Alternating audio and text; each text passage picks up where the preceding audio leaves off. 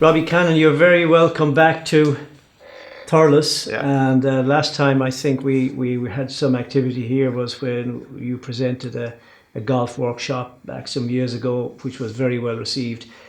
Since then, a lot has happened, but I want to bring you back for our viewers to where everything started, which is up in Balbriggan many years ago. How many years ago, Robbie? What's your date of birth? First to the third, 79. 79, first to the So third. I was 40 in March, just gone. Well done, Robbie. Thanks very much. Well done. So listen, let's go back then to your formative years. What activities, were you always interested in sport? How did you get involved in it? Go back 30 years ago and give us a picture. Well, my dad was a very good soccer player, playing for Glebe North, which was the team in Balbriggan there. They were Leinster Senior League Division 1. I think they still are. So the first interest was definitely soccer, and played soccer then like 6, 7, 8. So my early days, I think my first hero was Gary Lineker. I think probably because he was the top scorer in the World Cup 1986. Oh yes. So he was my first hero. Yes. Tried to model myself on him for a few years. Then I kind of turned into more of a kind of an outside right winger.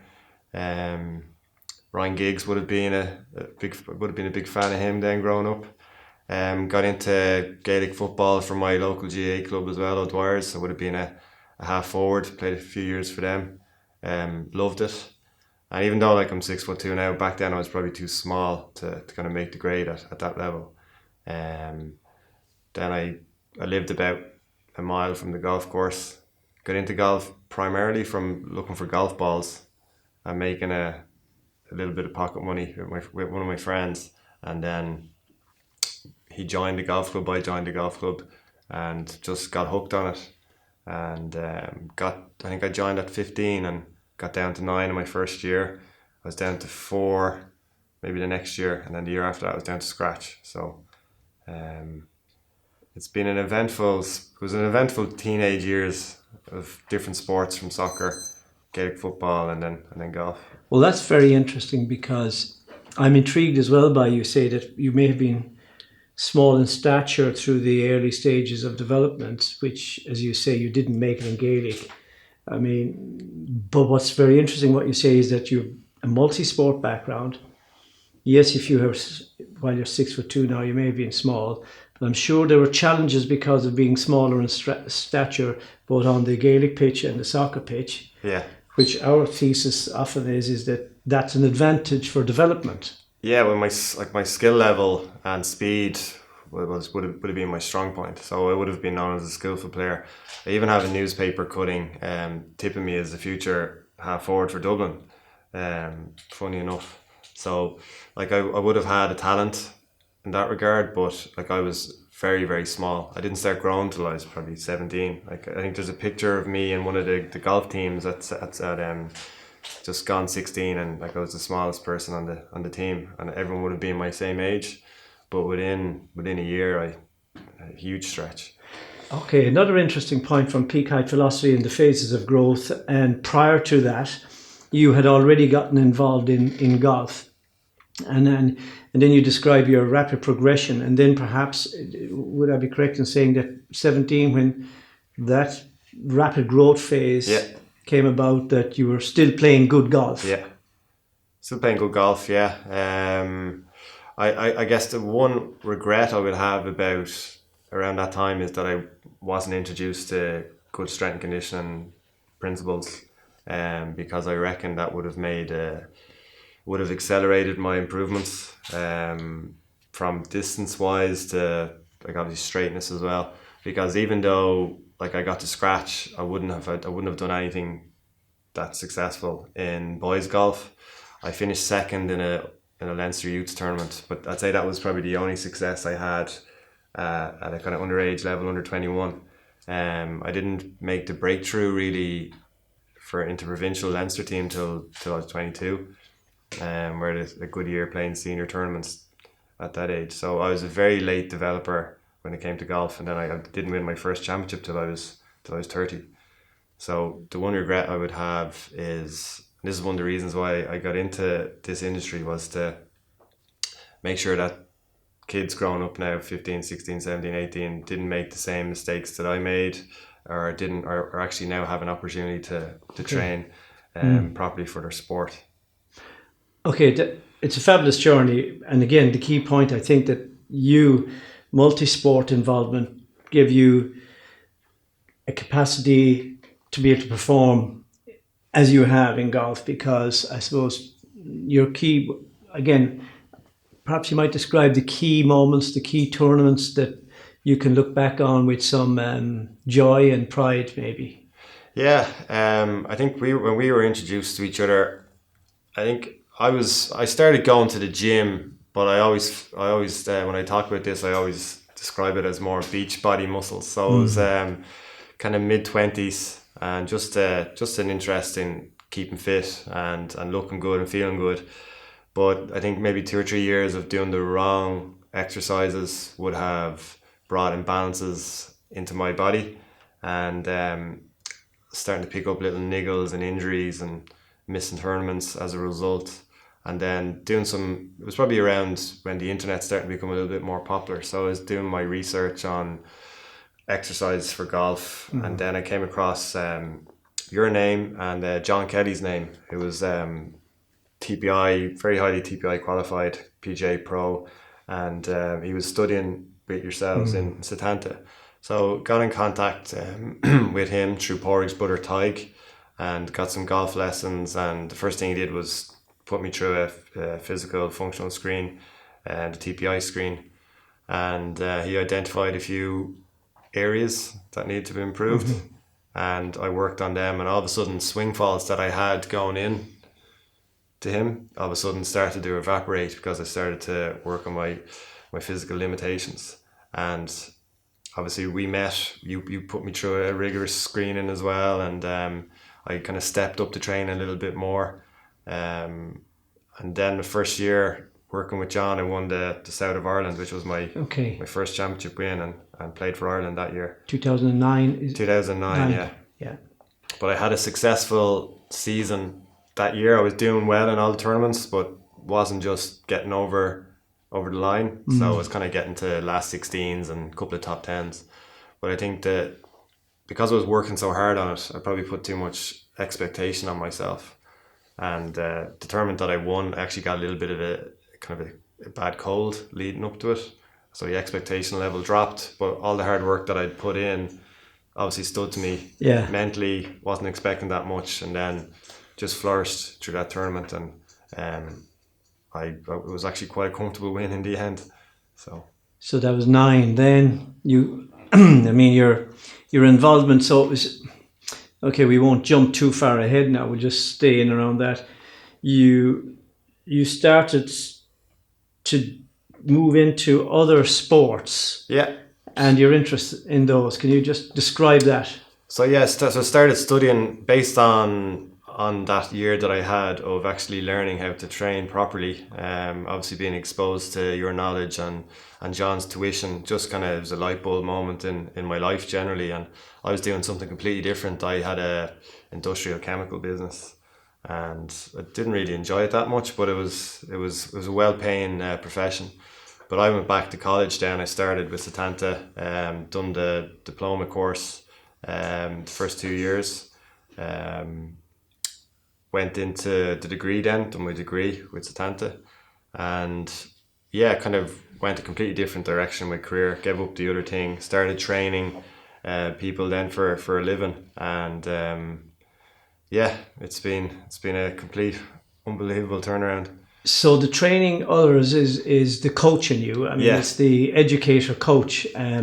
So player, coach, educator, working in as you say, industrial in that side, you got attracted into getting more involved in training people. So let's start from there now. What has that journey brought you through? Go through your golf involvement, obviously, first.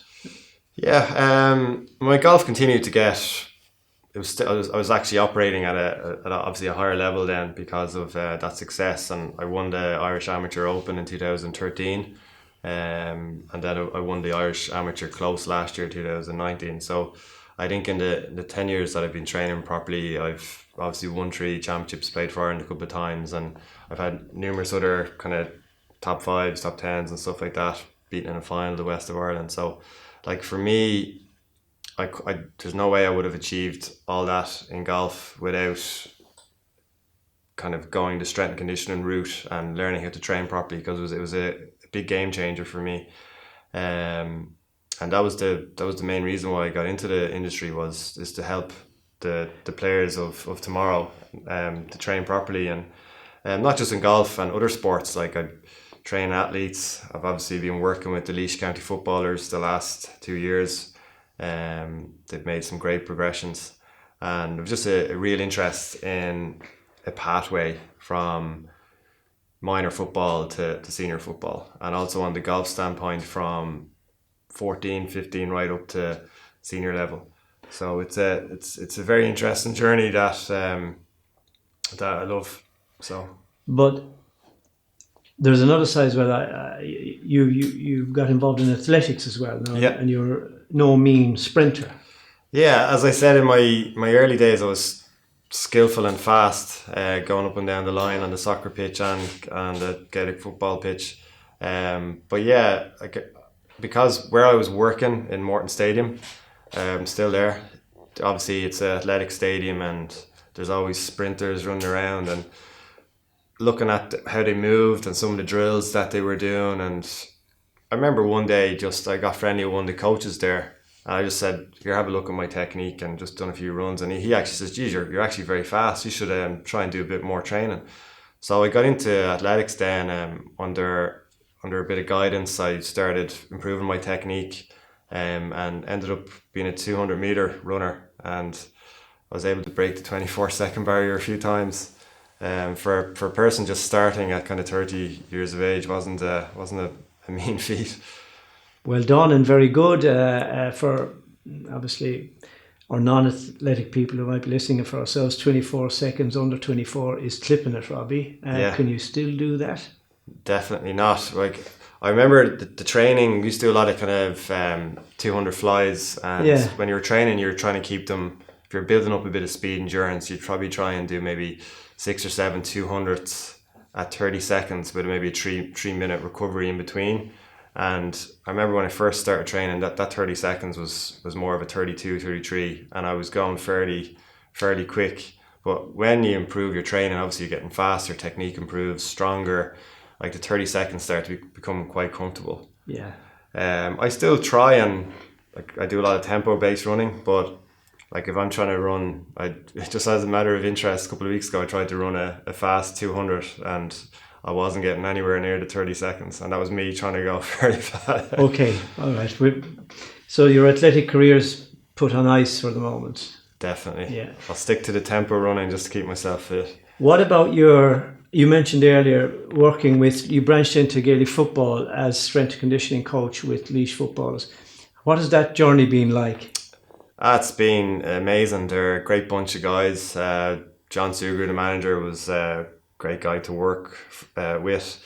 He's obviously a physiotherapist by profession, so he brought a great kind of holistic view to things, and we worked really well together, and we had the same kind of mindset on how things were going to be done from the pathway for younger players right up to the senior.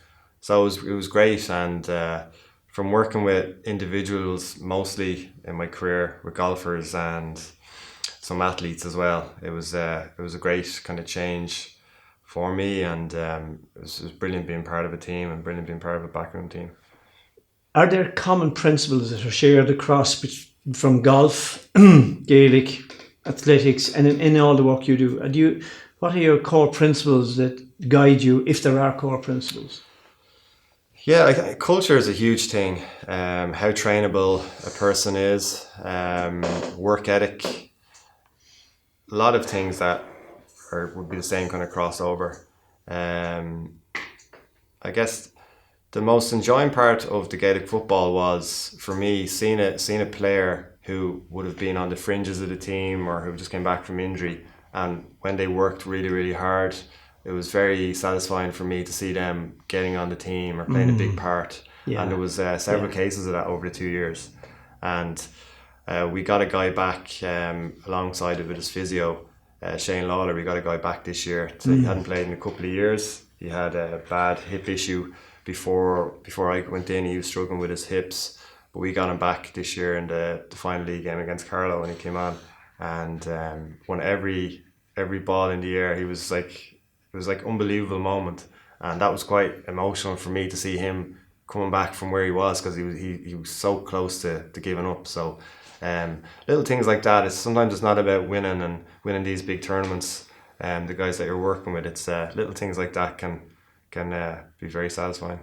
You mentioned Shane Lawler. Of course, Shane has had huge history of involvement through years in golf, and has his practice now in Portlaoise and works obviously across multi-sports. Yeah. And he's somebody as well that has made I won't say made a transition, but used basically his principles across all sorts of sports. Yeah, Shane's excellent physio. Obviously worked on tour for 5-6 years. He's had a couple of babies since, so he's a bit more home based now. Okay. And in Portlaoise, as you said. But yeah, fantastic practitioner and huge knowledge in golf and other sports. A fine basketball player in his day. So he tells me anyway. Okay, good. Yeah, well that's we must chat to Shane sometime soon. Yeah. Go back into the football as well. I mean, Laois have had an outstanding period there, and as you described, thanks to a very committed and a close-knit team that supports them. But one of the players, Ross Munley, is he not one of the longest-serving inter-county footballers? Or am I? Oh, yeah, I wouldn't say there's anyone out there that's lasted as long as Ross currently. Maybe Stephen Cluxon. But yeah, phenomenal athlete. Just really looks after himself so well. Doesn't drink or smoke, eats correctly. I think there's probably one insight, without giving too much information about Ross. The first year that I was involved with Laois, his body fats were consistent from, he was very lean at the start, and it was very consistent right through the championship. Obviously got a little bit leaner towards championship, but just the consistency of his dedication to playing for Laois was just phenomenal and very inspirational. And that's something that a lot of the younger guys could learn from. Staying consistent right throughout the season. Obviously take your time off when you have your off season, but don't let it go to waste. Like, don't go and put on 4 or 5% body fat like a lot of people do, because when you come back, then training is so much harder, and you're obviously going to be a little bit more injury, just a risk more of injury. But yeah, that's the professionalism of Ross in an amateur sport is it's fantastic. Let's move on then to where you are now, and with Shane Lowry and the recent Open in Portrush, which is a magnificent achievement for all concerned. Some of the principles you've been speaking about, I'm sure you apply when you look after Shane. But can you take us back to when you first met Shane and got involved with him? Yeah, I would have played interprovincials with Shane back in the mid-2000s. I can definitely remember playing an interpro team with him up in Donegal, maybe 2005, 2006. I would have played a lot of golf from at that stage, and I was quite fortunate growing up. I played a lot with Rory McIlroy and played a bit with Shane, and the common denominator with them two guys, within 4 or 5 holes, I knew these guys were going to be world beaters. It's phenomenal. I never played with anyone like that. They just had it. They just had that X factor. And people always ask me, what did they have? It's just their flight on the golf ball was just like, there was no curvature, just so straight. Short game putting, just no weaknesses, just so solid. Didn't hit bad shots. Temperament, very, very good. So that was my first kind of involvement. So we were involved as fellow competitors and as teammates on the Leinster team. But I started working with him January 2015, and Shane would have done a little bit of training before that with a couple of different people, but not on a consistent basis. So like any new customer or client that comes into me, or any new athlete, I go through the principles that I learned with Setanta, which is a functional screening. We kind of identified things that he needed to work on pretty straight away, and we got to work, and it's he improved, his strength improved because he was at such a low level. When we started, his strength, obviously he got a huge jump off it in quite a short space of time. Mobility, stability, all improved. I think talking to him around the time, maybe 6-7 months later, when he won the WGC, which was a World Championship event, that was his biggest win in the August of that year, 2015. And talking to him after that, I think the biggest change he felt in his body was that he was no longer swaying or sliding into the golf ball, which can be quite a destructive pattern or swing fault. And he was hitting the golf ball a lot further as well, which is a huge advantage in the modern game. So since then, he has moved forward as you have, and your involvement now, you would have been on tour with Shane and learned a lot about the environment, the lifestyle. So one of the things I think it's fairly well appreciated is that Shane, probably Setanta type, his body shape and his size has been wouldn't be of the bodybuilding physique type. So where does that fit now? Because you mentioned it earlier on, it was something that you had been working on. What's your approach to helping Shane be able to play for as long as he can in the game that he loves? What is your approach? And are there any principles that you could share with us that you apply? Yeah, with golf, like there's probably two main areas that you want to keep quite mobile, which is thoracic spine, hips as well. They're the two areas that we would focus a lot on mobility wise. And I screened them again. There's quick screen on Sunday, and they're both in good nick at the minute. And then we just do, like, during the season, on his off weeks, he'll do a bit of training. When he's at a tournament, he'll do a couple of light sessions, nothing too taxing, because we want to make sure that he's not tired and keep the energy levels quite high. But in the off season, generally, kind of like the end of November, December, that's when we would hit it quite hard, and start of January. So when he won in Abu Dhabi back in January, I was over in Dubai the week before, and we had a pretty intensive training camp there for a week. And it's funny, like, even then we were in the gym one of the days, he was talking about winning not just once but twice, and for the first time in his career, he's after winning 2 professional tournaments. So he predicted this himself, which is quite interesting. Very good. So he's early 30s, so he's potentially a long career to go. Yeah. So what is it that you would focus on to help Shane be as mobile, as strong as he is now, to be able to do what he wants to do? What is it that you will be focusing on? Yeah, it's all about like injury risk reduction. That's the big thing that I focus on, not just with Shane or any other golfers, but with Gaelic football players as well. Like, because if you're injured, you can't play, and especially if you're playing a professional sport such as golf, which is quite lucrative. If you're injured and you can't play, you can't earn. So you're losing money. Wouldn't be good for sponsors. Wouldn't be good for anything like that. So, being injury, like, touch wood, now he's had little or no injuries at all in the 4 years. Hasn't missed any tournaments, hasn't missed any practice days with an injury or anything like that. So it's been great. So hopefully that can continue. And yeah, it's just about being consistent, getting the sessions in, especially in the off season, because I think if you have a good off season, you can build a nice base that you can just maintain throughout the season, especially through busy periods.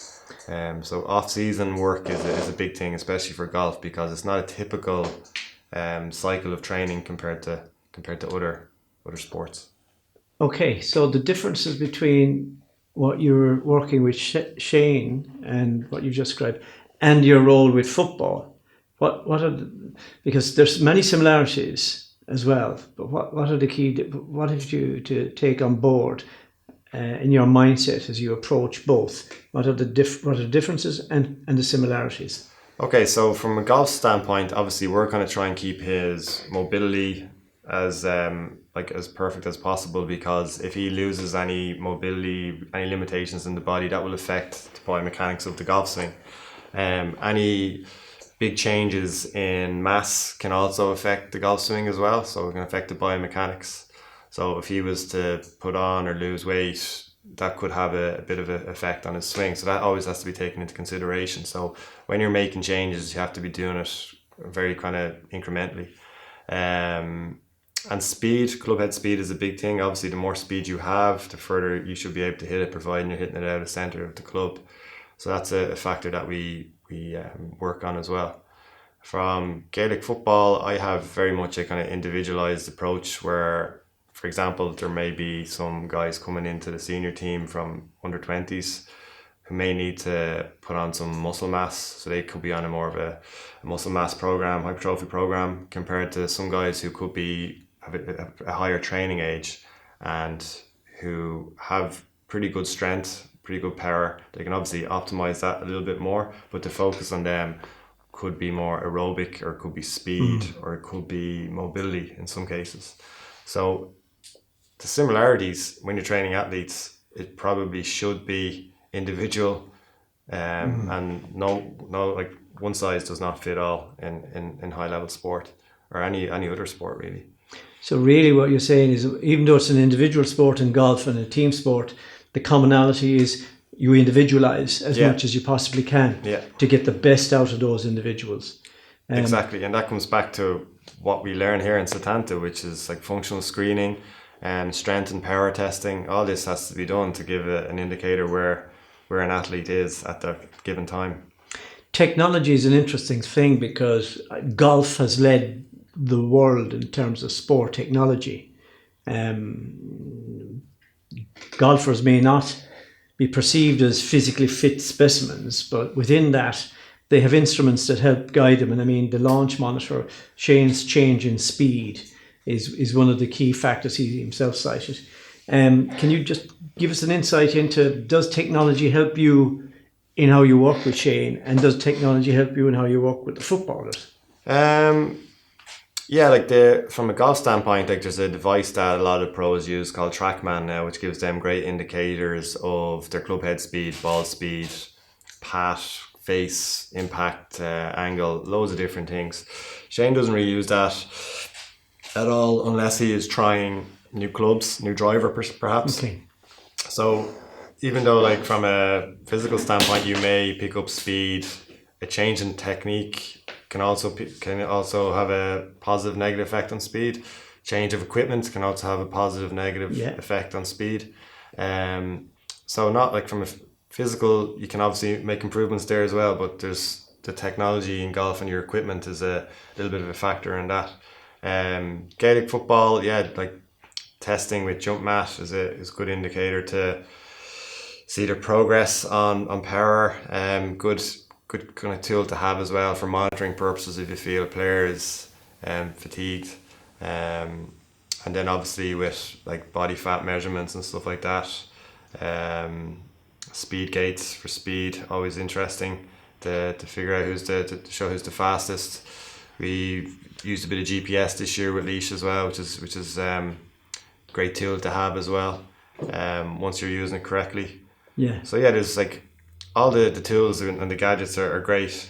Once you know the correct way of using them, but just using them for the sake of it and ticking off a box is just a complete waste of time, which is the same as testing as well. So a lot of teams around the world will have testing days just for the sake of testing it, and sometimes that's a waste of a training session, especially with an amateur sport such as GAA. Your training days could be quite limited. So unless you're testing for correct reasons to monitor progress, that's why you should be testing. But if you're just testing just for the sake of it, we tick that box, that's just a complete waste of time. You're better off not doing it. Great. Look, very insightful, because what you're saying there is that, look, you really need to know the why. And if you use an instrument, you should have a rationale for its use and a role and a purpose. Yeah. One of the things I'm going to jump to before we wind up, Robbie, is and it's becoming something that's more topical, is sleep. And I read something where Shane, before the the final day in Portrush. Had a fitful night, but he clocked up maybe 5 hours sleep. But I think you've told me already that but Shane is a good sleeper otherwise, Yeah, isn't he? phenomenal sleeper. Gets great sleep. Obviously, he had a baby a couple of years ago, so maybe not as good as before that. But I think the baby is like clockwork with the sleep. I think she may go to bed at 7 and wakes up at 7. So, but yeah, he's a great sleeper, and I think that's a huge advantage to have. I always go back to Roger Federer. I think he sleeps like 10 hours a night, and he's still going strong. I can never remember him having an injury ever. And then on the other side of the coin, Tiger Woods is a self-professed insomniac. He doesn't sleep that well.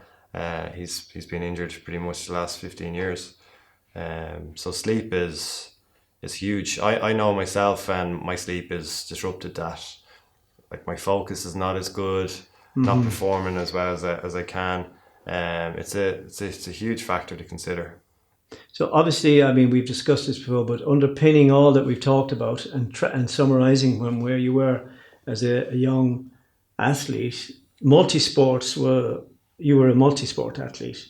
Yeah. Small in stature in early years, which was an advantage because you had to be more skillful. Yeah. It honed your skills literally, and as you said, when you did take up golf, you were still growing and you had entered into a phase of rapid growth, and you were still well able to perform. Following that as well, you've had great performances as a player over a 10-15 year period. You moved into sport with an interest from a vocational coach, educator, and you're still doing that. So what's the future for Robbie Cannon now? Where is the future? Yeah, well, I'm obviously going to keep playing golf. Didn't have a great season this year, mostly because focus was not there at times of the year. Just so much going on with work. Obviously, the guys we got promoted again with Leash, and we had a good run in the championship. So, Shane winning obviously was brilliant, amazing win. So happy for him, so proud of him. The couple of weeks since have been a bit crazy as well. So focus is a tough thing to kind of get a grasp of. I probably need to take a bit of a holiday and just reflect on everything, have a bit of a reset, and then plan my next moves. But yeah, the future is just I love doing what I'm doing, and just to continue to help people. That's what it's all about. Okay, Robbie, listen, thank you so much for visiting us. Look, there's some lovely sites around Tipperary that will help you chill out, relax, and you know, our lads here are very, very tuned in to where the nice recuperative spots are. There's Rocket Castle close by. There's the home of hurling here. You know, there's perhaps a match or two that you could take in as well. So look, anything we can do to help you on your own post-open recovery, we'd be only too delighted to. Robbie, thank you very much for coming and talking to us. Pleasure. Thank you.